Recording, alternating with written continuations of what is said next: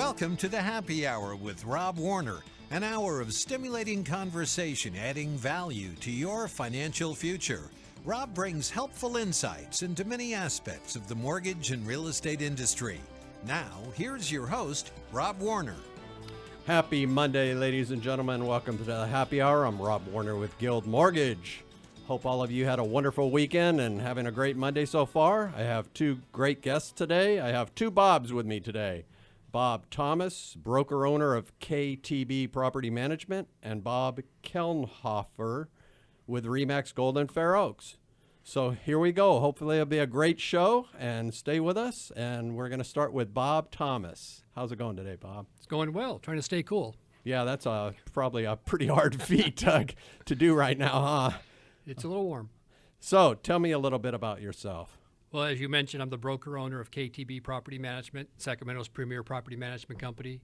We specialize in single-family residential property management. Excellent. So why should somebody use a property management company?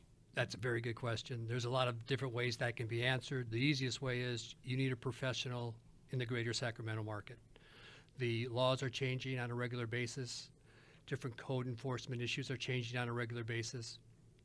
You need to stay one step ahead of all those because you don't want to get caught in a situation where you're having to make up for a mistake. You want to be able to be you want to be cutting edge with the way you market your property, and you want to be able to defend your situations. Yeah, I've heard of a lot of people get themselves in hot water, right, by managing their own properties, not knowing some of the rules or laws. That they misinterpret the rule, misinterpret the law, apply something incorrectly. Not so much that a tenant's trying to take advantage of them, but a tenant may feel that situation, and the owner needs to protect himself. So what does the current inventory look like right now in the rental market here in our local area? The current inventory is rather thin. Average marketing time, depending on location, can be as few as a handful of days to maybe as many as 20 or 21 days. Different parts of town will vary. For example, this time of year, out in the Folsom, Elk Grove, El Dorado Hills area, those homes will be on the market a little bit shorter because people that rent are looking to put their children into a certain school. They've got to do it before mid-July. They've got to register that child in that certain school. In the East Sac, Midtown, downtown area, about late July, 1st of August, that market's going to speed up because a lot of the interns for UC Davis and Sutter come to town, and they're looking for places to live. So it depends on where you're at. It will have a lot to do with the timing of how long your home will be on the market. Anything after Labor Day will slow down, maybe stretch out to 24 or 28 days. And then, of course, during the holidays, it's always a little slower. And that means that's the time that house is going to sit waiting for somebody to rent it, basically, right? Yes. Now, with the inventory being low, I've got a couple of houses right now that we won't even make the market with them because we've already have tenants ready to move in. We do a lot of networking with realtors, with mortgage people, and someone may be looking for a house. They can't find exactly what they're looking for, so they may want to rent for a year. That realtor will call us, and then we'll find that tenant a home, and that home may not even be on the market yet. We maybe know about something that's coming available in 2 or 3 weeks. Okay, so a potential landlord could call you too and say, hey, I've got a tenant that's going to be moving out on August 1st, right, or whatever. Yep, someone calls us. Let's say they have a home in Midtown or East Sac, and they've got a tenant that's going to be moving out the first part of August. We'll have a conversation with them, see if we can be of assistance with marketing their property and managing it. We'll put it on the market maybe a week before they're completely ready to be out of the home. So when they're out, we can start showing it the very next day. Wow, that's pretty interesting. Do you have like a backlog, a list like that of potential tenants that are waiting for properties, or does it not work that way? We've got a small list. Most of the people on that list are out of town, coming here from the East Coast, North Carolina, Georgia, Texas, Florida, and they may not be out here till August or September. So what we've done is we've got a list going, and we will contact those folks probably the middle of the preceding month and have a conversation with them to see what they're looking for. Do we have something that'll fit their needs? And if not, we may know of some other property management company that can assist them, and we'll pass them on to that organization. All right. Very good. So talk to me about rental rates right now. What are rental rates doing? And well, I know you're not just in Sacramento, right? What areas do you cover? I should have asked you that. We go out to West Sac, and we work our way across basically Highway 50 all the way to El Dorado Hills. We do go up into Roseville. We love going down to Elk Grove. The people in Elk Grove are great to work with. The schools down there are good. And people down there normally settle into a home for 2 or 3 years before they move on to their next one. With regards to rental rates, again, we'll go by area. Downtown, Midtown is really hot. The arena has generated a lot of activity downtown, so the rental rates are a little bit higher downtown than they have been in the past years. That will probably remain the same for the next few months. It may cool off the second time around for the Kings playing at home. Parts of Folsom right now in El Dorado Hills, they're red hot, getting anywhere from $1.05 to maybe even $1.15 a square foot. So based on your square footage of your home. In some situations, it can even be a little bit more, depending on the condition of the property. So it's gone up a little bit because I heard, what was it? Maybe a year ago it was like $1 a square foot. That was kind of the rule of thumb. Yeah, rule of thumb has been $1, maybe $1.05 for something very nice, but now it's an easy $1.05. Does it change if you have a larger home? So let's say you have a 2,500 square foot home, $1 a foot, 2,500 a month rent, right? I mean, yes, you're very, very close there. As the house gets larger and larger and larger, that square footage number is going to come down a little bit. If you have a large home out in El Dorado Hills, let's say 4,000 square feet, you're probably somewhere about $3,900 a month. So you're just under that $1 a square wow, foot. Still close though, huh? Very close. Oh, that's amazing. I'm just in awe about the rents right now. So the rents are tracking kind of with the market. The inventory is moving real quick, and so is the rental market. Correct. Huh. I don't know what's the correlation there exactly. Can you? It's funny with prices on homes. Same thing. The larger the square footage, a little bit less price per square foot is what you're seeing. So, it's directly correlated. Yeah, it matches up. Yeah. So I think you kind of covered this a little bit, but what do you expect rents to do in the next month or the next year out? Are you tracking that far ahead? In the next month, they're probably going to remain the same. There's not going to be much of a jump. If we look at a year, a lot will depend on the availability of additional housing. If the market stays in its current condition, you're probably going to see another increase. You could see as low as 3%. At one point, Sacramento was as much as 7.5%, 8% in 1 month. You get all kinds of national averages and all those different comparisons, comparing Sacramento to New York City and Chicago and Honolulu, saying that there's the highest rental rate in the country. But it's based on per capita and earning capabilities. You got to put those factors in also. But if I had a crystal ball and if mine was working today, I would say it's probably going to go up again. Rents are going to go up again, yes. But they are correlated. See, this whole thing, you're going to hear about me. This is my pet peeve right now. A lot of the Bay Area people have been coming in and buying properties, and I talk about this all the time and driving up the prices, right? But rents, you still have to have the income to cover the rents, right? I mean, Correct. So I guess if income limits stall out a little, the rents will eventually cap out a bit, or what do you think? Sacramento is very transient. And what I mean by transient, it depends who you talk to, but you could bet an easy 45 to 48% of Sacramento rents. So you've always got this group of people that will be renting. A little bit has to do with the midtown, downtown area where there's very high turnover. But as you get out to the suburbs, Roseville, Lincoln, Folsom, El Dorado Hills, Elk Grove, you don't have as much turn, but the people stay there longer. And maybe they'll go a year or 2 or even 3 in a home, and then they decide to leave. And then the owner takes that rent from $2,200 a month to $2,500 a month. The tenant that was in place maybe saw no increase, but the next tenant's going to see the big bump. Okay. Well, we're coming down to a break in about a minute here, but put out your information. I want to make sure I do this early in the show on how folks can get a hold of you. Oh, sure. They can go to our website.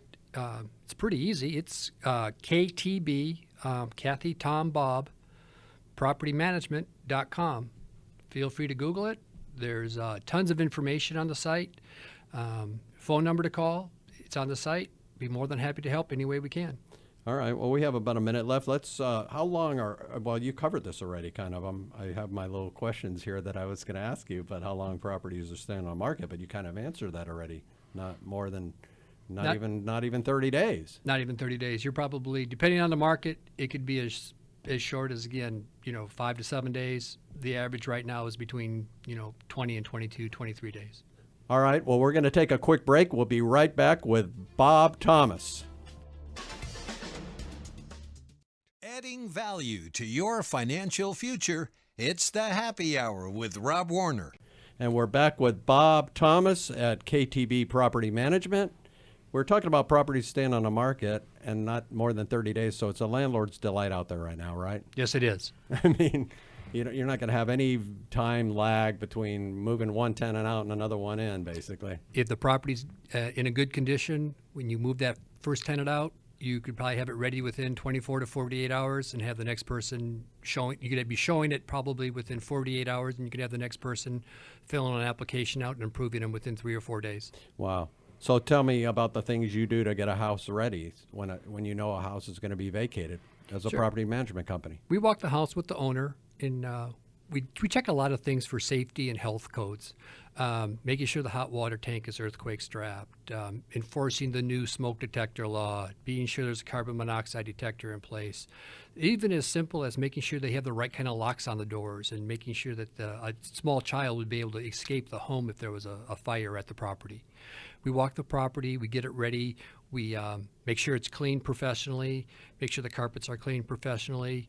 And beginning July 1, or actually even right now we're doing it, we hire a pest exterminator to come out, a pest company to come out who specializes in bed bugs, and they will check the house for bed bugs because as of July 1, there's a new law that goes into effect that protects tenants about bed bug infestation at the property.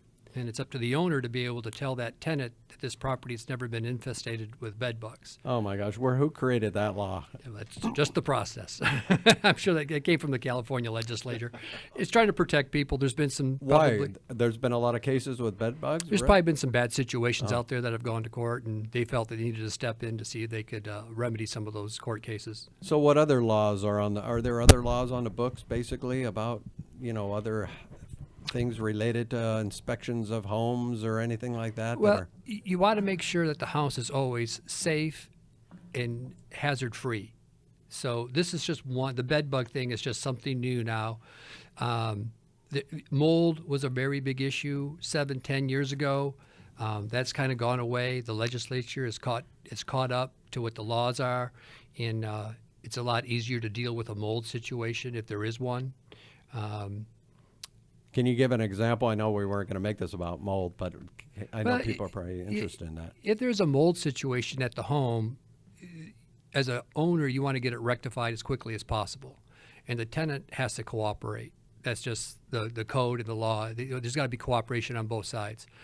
Whereas before, an individual could make the statement that I've got mold in my house, and there didn't have to be any justification. There could be or there may not be. Oh, he or she could just say there was mold and... Correct. Now, if they say there's mold, if the owner wants to press the issue, and we encourage that they do sometimes, because it may not even be mold at all, the tenant is responsible for getting the test done and proving to the owner that there's mold. So by now, fast forward 10 years, bed bugs have now come into place. The owner is now being able to be proactive and saying, there's no bed bugs in my house, and you're moving into it.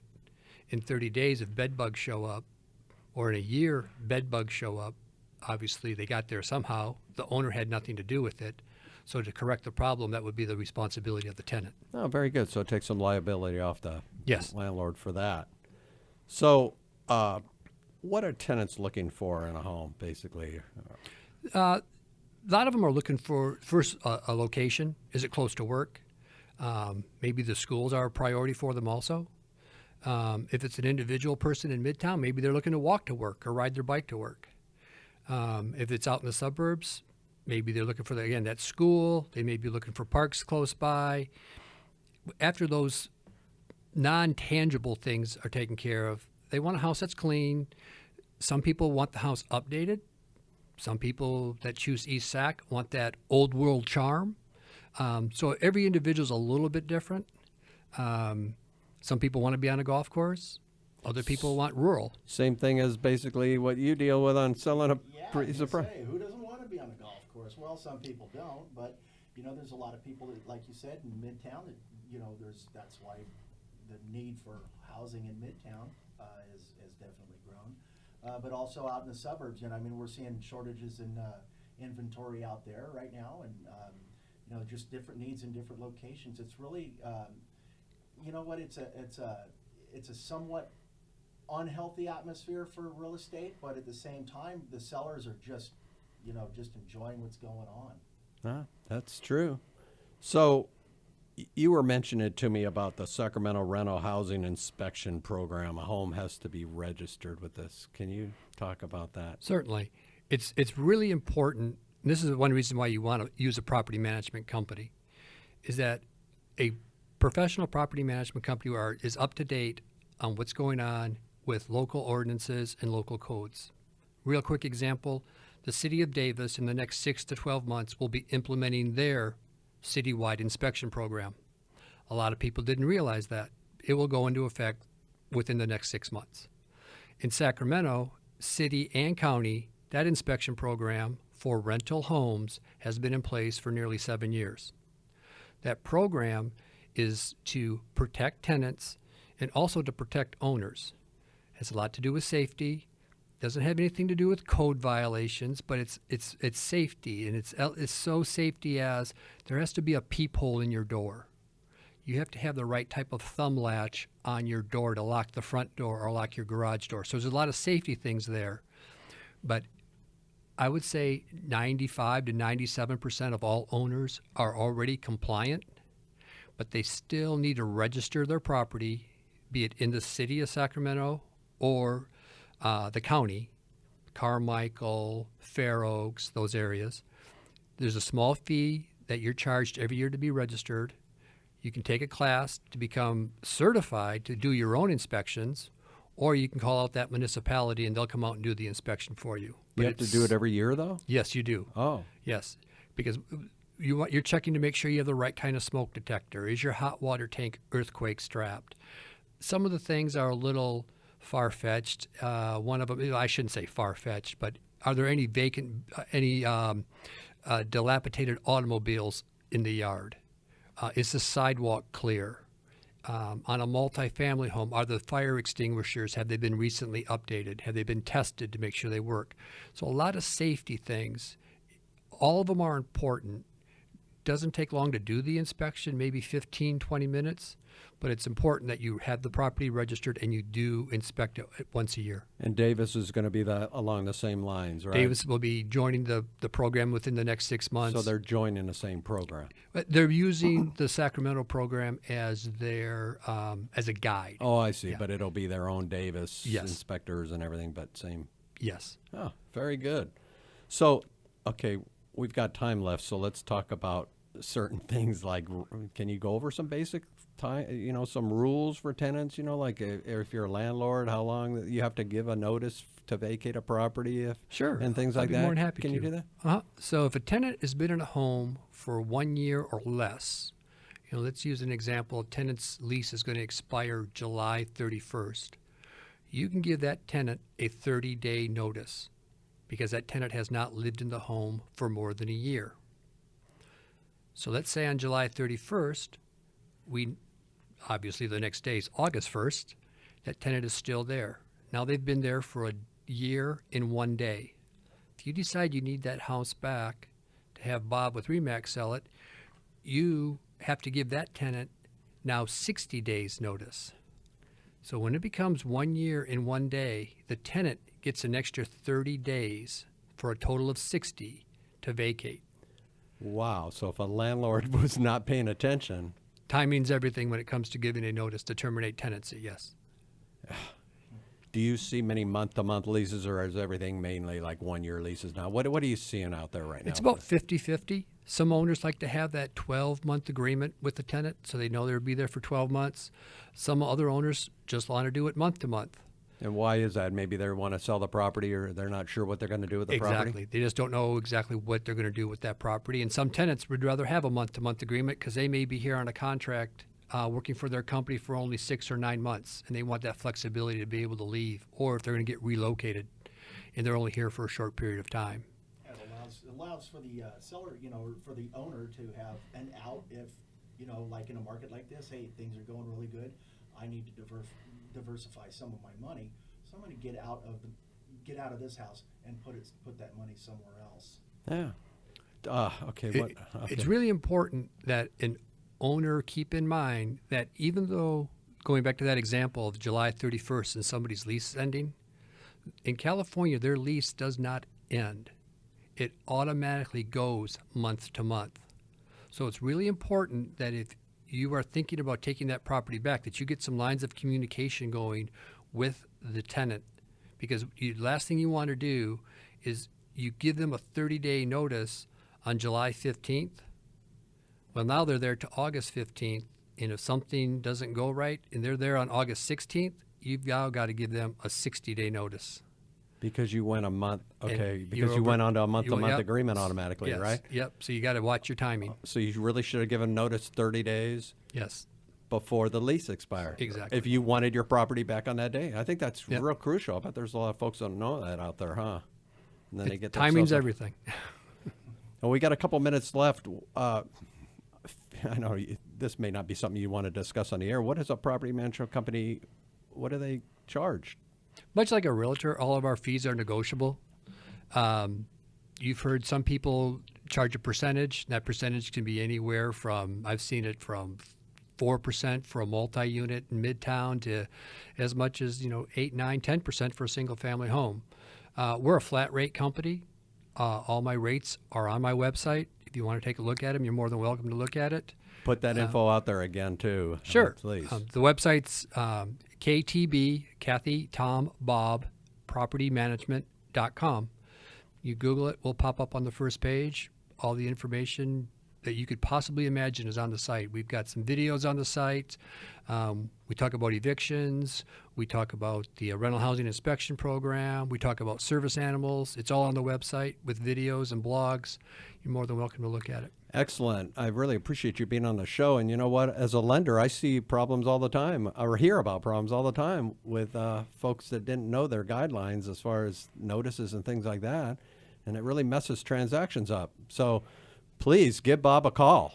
I appreciate it. All right, we're going to take a break, and we'll be back with the second half of our show. Bringing helpful insights into many aspects of the mortgage and real estate industry, it's the Happy Hour with Rob Warner. Welcome back to the Happy Hour. I'm Rob Warner with Guild Mortgage, and we are joined the second half of our show with Bob Kelnhofer of Remax Gold, commonly known in the real estate world as Bob K. Right, Bob? Yeah, well, listen to the way you just tried saying my name. Yeah, I butchered it. I'm sorry, and I know your name too. Yeah, I mean, it sounds, Kelnhofer, it's pretty easy to, after you say it quite a few times, but trying to spell it a bunch of times every day and then, talking to other clients and having them, try to say it. Yeah, let's just shorten it to Bob K. Bob K. Everybody knows Bob K. So, Bob, how's it going today? It's going pretty good. I had a pretty good Father's Day. Hope your day was well as for you too. Yeah, everything's going pretty good. I just got back from Cabo. Yeah, I don't know if I even want to ask you how that was, but I will ask you. How was that? By the way? No, it was pretty good. Went with manager from my Remax office in Fair Oaks, Alan Zaru. And took our wives down there, and a buddy of his and his wife, and it was a good time. Enjoyed ourselves, played a little bit of golf, relaxed, and came back and was back Friday night and hard at work on Saturday. Yeah, and I see you wearing a Hawaiian shirt and shorts today. Boy, I wish I was you today. Yeah, well, Okay, well, can we talk about listing a home today? Yeah, listing a home. I mean, it's right now is a seller's market. And so there's a lot of stuff that goes on with listing a home, a lot of preparation that takes place, not only for the agent, but the seller and how that agent gets the information to the seller and the process of, getting the home ready for sale. I've got some clients in El Dorado Hills that were absolutely fantastic. Getting their house on the market. I just told them, hey, we've got to do this, this, and this, and I'll go through that in a second. But they were lickety split right on it, and we were able to get the home on the market in just a few days. But I mean, it's a pretty it can be a pretty daunting process, based upon what the current condition of the home is. You may have to repair a few things, get the home, actually visibly ready for sale. So how do you determine the price of the home? How do you determine a price when somebody asks you, come over to my house, I would like to, Well, we do possibly list it? what's commonly, the acronym that we use is CMA. We toss that around quite a bit, but it's a comparative market analysis of the home. And what that consists of is looking at previously sold homes within a, let's say, a half-mile radius of the subject property. So you take the homes that have sold, like homes. Let's say it's a 4-bedroom, 2-bath. You're going to compare it to other 4-bedroom, 2-bath homes in the area that have sold. You're not going to pull up a 3-2 or something like that. So you take those homes, what they've sold for, current homes on the market. That's really important because your inventory drives your pending homes, and your current inventory of what's active on the market are really what is going to drive the price at that particular time.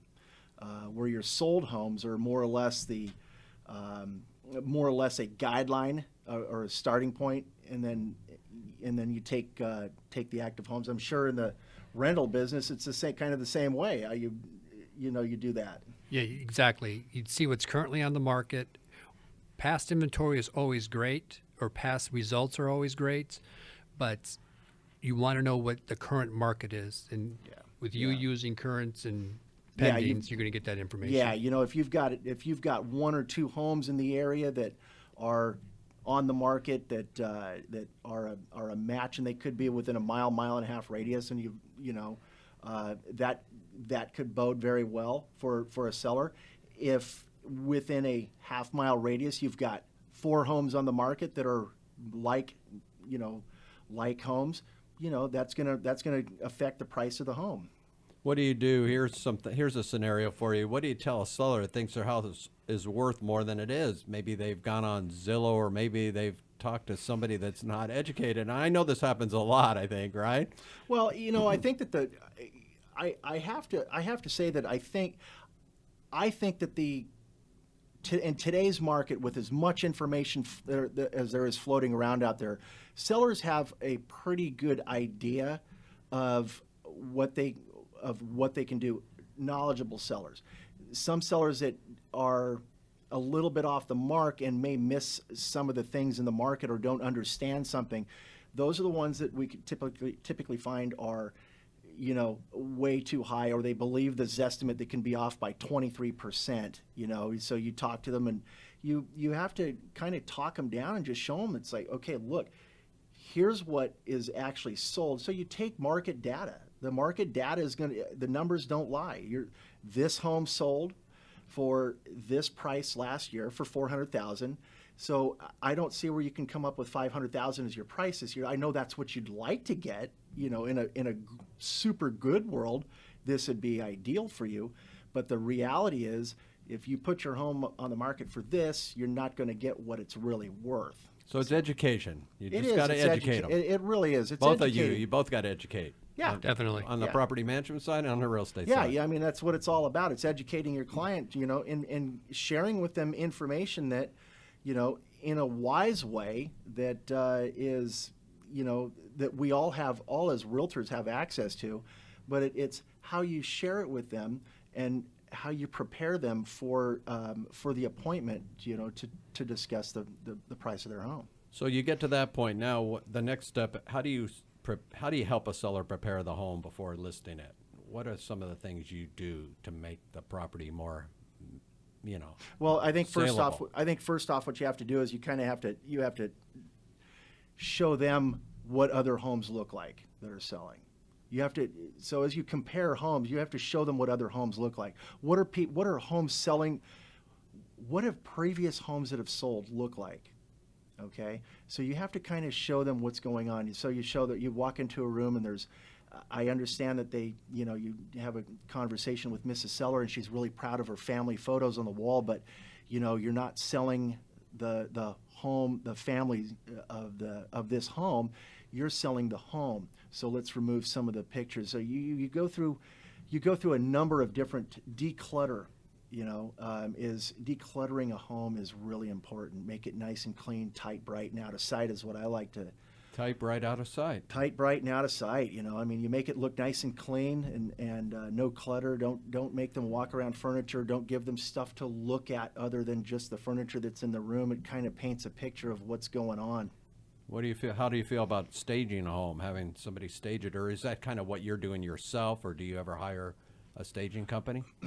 In past, I've made recommendations to clients to hire stagers, and 9.5 times out of 10, I mean, it's 9 out of 10 times it's a home run. Staging a home. Here's a good example. I just closed escrow about 3 weeks ago on a home in Stone Creek down in Rancho Cordova. And gorgeous home, 2,250 square foot home. When you walked in, it's a 2-story, it's a 5-bedroom, 3-bath, 2-story. When you walked into the home, it had this long room, and the very downstairs was this long room. And some people they walk in, they say, well, what would I do with this giant long room? Short of putting in a bowling alley, so what that's just the reality of it. You look at this room and it's like, what am I going to do with this thing? So what you do is you get somebody to stage the home. You put a table in over here, you put a couple chairs in over here. It's like, oh, okay, so that was really a dining room over there. That's what that is. So it helps the buyer when they walk through the home understand what the home is, or what's going on in this giant long room. And then you just put a couple of other knick-knack things up, and some stagers do a fantastic job with very little. And it depends on the home. I mean, if you're getting into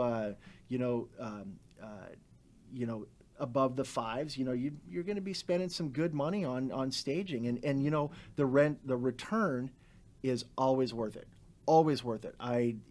Maybe 1 or 2 situations that I can remember over the past 5 years that it didn't work out so well, but you kind of have to go back, and I can look back upon those homes. Was price a factor? Yeah, price was a factor in those homes, even though they were staged. All right, so staging's a big help, but you still got to be priced. It's crucial. Properly too. Yeah. Talk about curb appeal too. That's important, right? Yeah, curb appeal. I mean, everything's got again, tight, bright, and out of sight. You drive up to a house, the lawn is trimmed neatly. You've got the bark is, it's in the flower beds, or it's in the bark bed where it's supposed to be. Everything looks good. Is the house painted? Let's throw a coat of paint on the house before you put it on the market. Well, client says, I don't want to spend, that kind of money. Well, the kind of money you want to get, you probably need to spend, $3,000, $3,500 to get the exterior of the house painted, or, make it look better. Clean things up. This is one for the kids. Get your toys out of the yard every day. So, and we want it to be a family home, but you don't leave everything laying around so that you've got, so that it looks cluttered as you walk up to the house. And pictures, right? Now everybody's shopping homes on the internet, so you want a good array of photos, correct? Oh yeah, and if you've seen some of the photos out there, you see, there's a lot of realtors that think that, the iPhone takes a good picture, and that's one thing we do, is that we actually hire a professional photographer to take pictures of our homes. Even though 99% of the time our homes are vacant, we still bring a professional photographer in with timers and shades and lights to photograph the home. It just looks better. It looks almost like Town and Country magazine. And when that person's coming here from Virginia and they see that online, they go, does it really look like that? We go, yes, it does.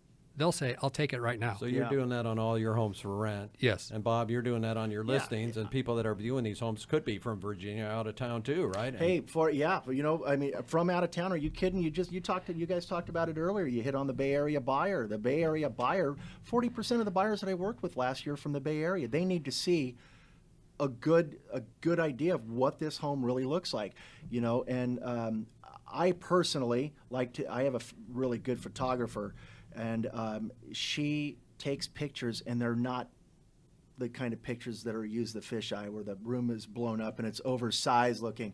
She does a really good job of using, actual photography of what the room looks like, and not blown out of proportion or anything like this, or the colors. As you walk in, it's like, geez, look at that.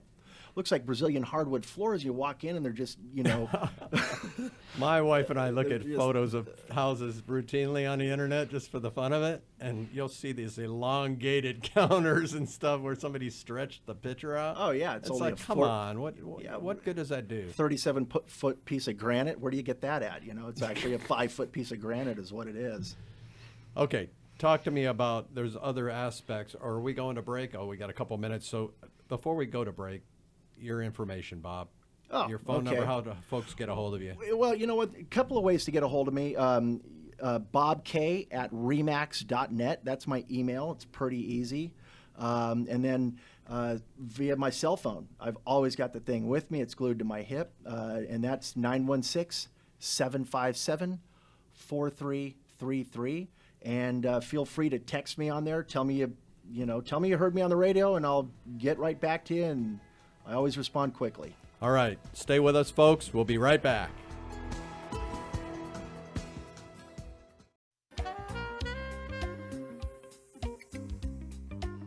Bringing helpful insights into many aspects of the mortgage and real estate industry, it's the Happy Hour with Rob Warner. Welcome back to the Happy Hour. I'm Rob Warner with Guild Mortgage, and we're joined by Bob K. We're going to just say Bob K at Remax, because you can Google Bob K and you'll probably come up with them, right? Yeah, well, Bob Kelnhofer, Bob K, you'll come up with something. And hopefully it's my picture, Well, we were talking about preparing a home before listing it, but I'd like to go into some deeper stuff about like opening a pre-escrow. Can you explain to folks what opening a pre-escrow is and how important that is? Yeah, there's a couple of things I wanted to touch on, and I'm glad that you asked the question about opening up escrow. It's important to know what is going on with the house. Are there, and what we call clouds? Are there any clouds on title? So, clouds on title meaning, are there liens against the property? And it could be simple liens as somebody didn't know that they had a county garbage tax lien, that they didn't pay their tax, or their, a sewer bill or whatever it was. Then there could be a couple of those on there. Or, a common one these days is you see a lot of homes with solar. Okay.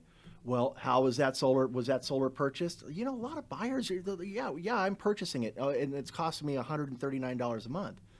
Well, that tells me that there's something on the, on the property. We got to find out what it is and how to deal with it, because when we go to market the home, if there's something, if that's got a lien, the people that come in, and you can tell me too, Rob. I mean, you're in the lending side.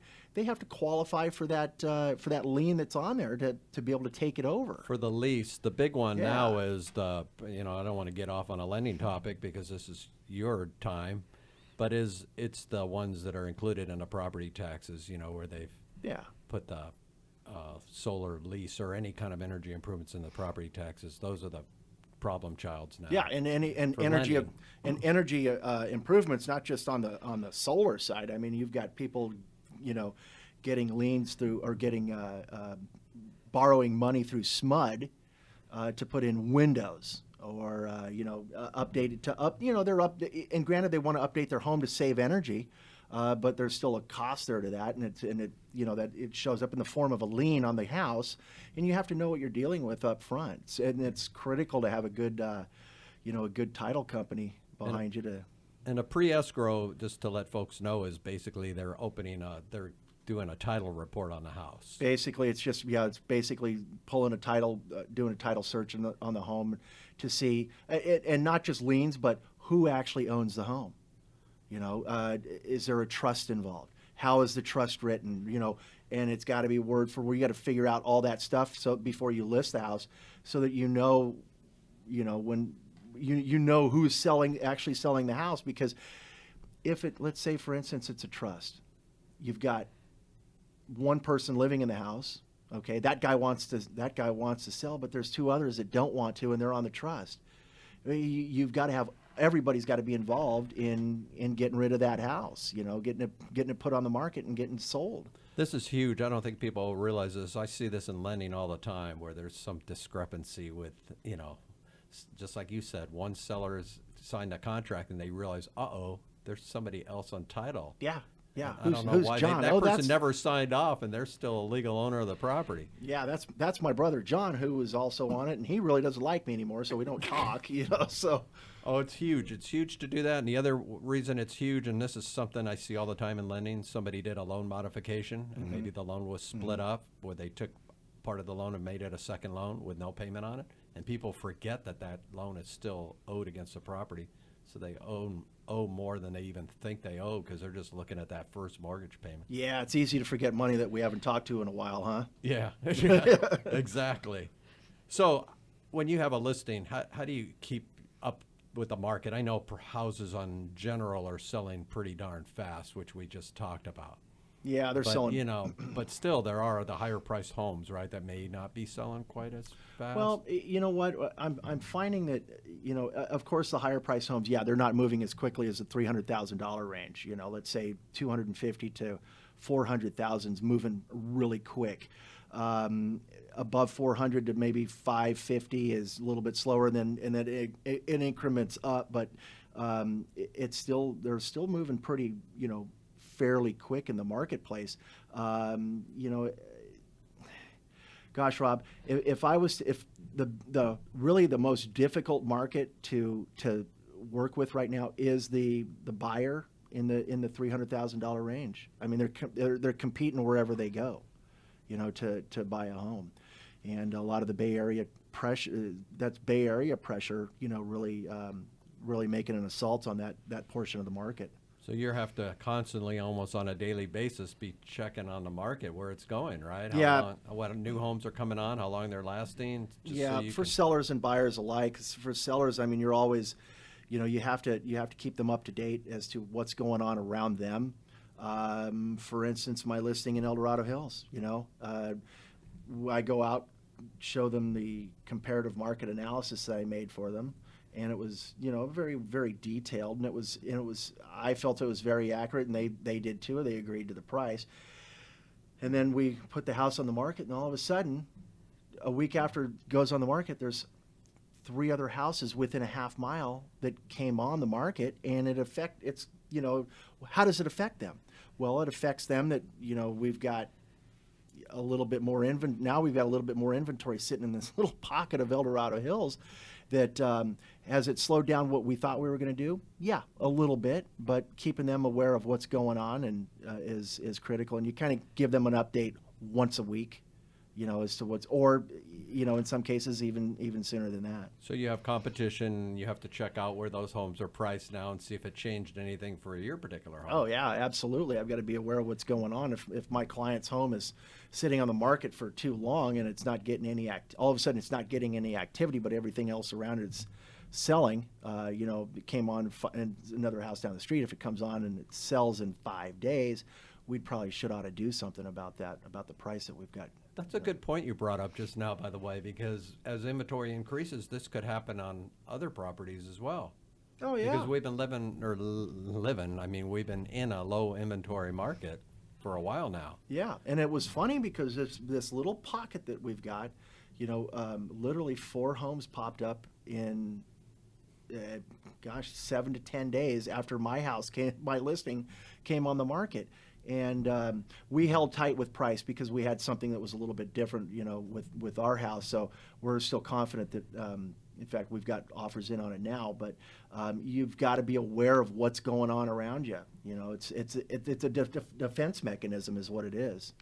Talk to me about if a buyer comes up to you, let's say you have a house, it's an open house, you're holding one of your listings open, a buyer wants to come up and use you to represent them on the sale, you know, and you'd be in essence representing buyer and seller. Oh, okay. Is that a problem? Often referred to as the agent double ending the deal, right? Mm-hmm. Okay.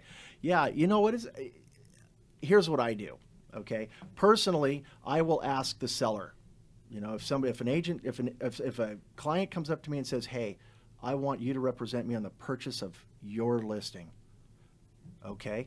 First thing I do is I tell them I have a fiduciary duty to the seller. Okay, I represent them, and let me talk to them before I commit to you. If the seller is okay with me representing that end of the transaction, I go ahead and I step forward and I go ahead and do it. But is it something I like to do? Not really, because it can put you in a pretty hairy situation. But I do have somebody that I can refer my business to if that situation comes up, and I trust her with my transaction and both client sides. But you're leaving it up to your seller, which is great. Yeah, absolutely. I want them to make the decision on that. I ask this a lot of times because a lot of people go, "Oh, I'll just go to the listing agent and make the deal. I'll get a better deal if I go to the listing agent. I won't have." They don't understand the commission's being paid either way anyway. But yeah, and you tell them that, and it's like, no matter what, the commission's going to be this because it's already agreed to. But they do think that they're getting themselves a good deal.